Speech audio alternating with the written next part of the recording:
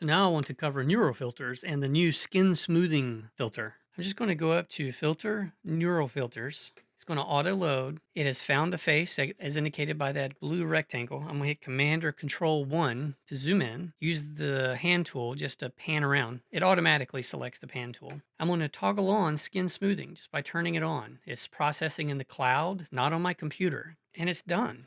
Let me click OK. I'll toggle off the background. So this is what it output, laid over top of my original. So I'll turn off the skin smoothing. So look what it did. We still have details in the eyelashes, the hair still in focus. Now it's not a retouching filter, right? It didn't get this little blemish right here. For that, I would just add a blank layer, B for the brush, D for default colors, make sure I'm at 100%, and then I come over to the spot healing brush, click it, and just tap the thing, spacebar for the hand tool, whatever is distracting, left bracket key to make my brush smaller, and look at that. That is just so amazing from where we started. Again, it's just to get you where you want to go quicker. It's not going to get you 100% there, but it'll get you 99%. Now let's take a look at this image, like just a normal everyday guy, not a fashion model. Go to Filter, Neural Filter.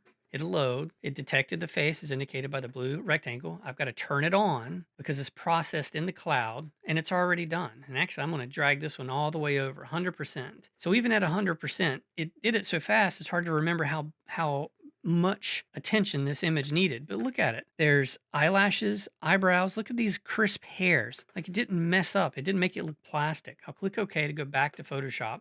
I'll turn that off. Look where we were and look how far we came with just one click. Same thing. If I see some blemishes, I'd add a blank layer. I'm still on the spot healing brush. Check sample all layers. And then if I saw a blemish, I would just go paint it out. Even these, like this big red area right here, get rid of that. Left bracket key to make my brush smaller. And notice the stubble is still there. I mean, it has done such a wonderful job. Now, let me go back and show you where we were and where we ended up with just a few clicks. I mean, that is amazing. If you like this video, make sure you whack it, smack it, and crack-a-lack it. Yes. Hey, what are you still doing here? It's over. Actually, all kidding aside, I hope this video helped. And if it did, consider subscribing. I like subscribers. That's awesome. What? You just took one in the jugular, man. Whoa. Yes! Oh my God, I did. This is... Hey, you stayed to the end. You know what that means? You're awesome. I'm talking about you. Now get out of here.